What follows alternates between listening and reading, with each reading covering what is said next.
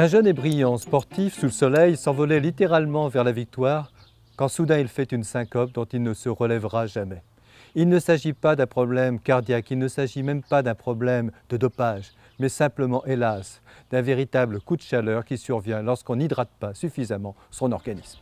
Comme vous l'avez sans doute remarqué, faire de l'exercice, ça donne chaud. Et si 25% de l'énergie que nous produisons est transformée en énergie mécanique, tout le reste est transformé en chaleur.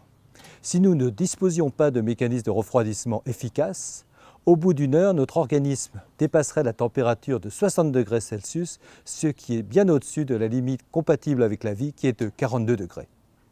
Notre organisme dispose de 4 mécanismes de refroidissement. Le premier, c'est la conduction qui correspond à la diffusion de chaleur par rapport, par exemple, à une surface froide. Le deuxième, c'est la convection qui correspond aux échanges thermiques qu'on peut avoir avec l'air ambiant, le vent frais qui nous rafraîchit. Le troisième, c'est le rayonnement, c'est-à-dire la propriété que notre peau a d'émettre des rayonnements infrarouges. Mais surtout, le plus important, c'est l'émission et l'évaporation de la sueur à la surface de notre peau. La sueur n'est donc pas simplement la conséquence de la production de chaleur, mais un mécanisme de protection à part entière de notre organisme. La production de sueur entraîne une perte d'eau, de sels minéraux, de potassium. Il va en résulter une véritable déshydratation qui va se traduire progressivement par l'apparition de crampes musculaires, une diminution des performances et puis dans certains cas le véritable coup de chaleur.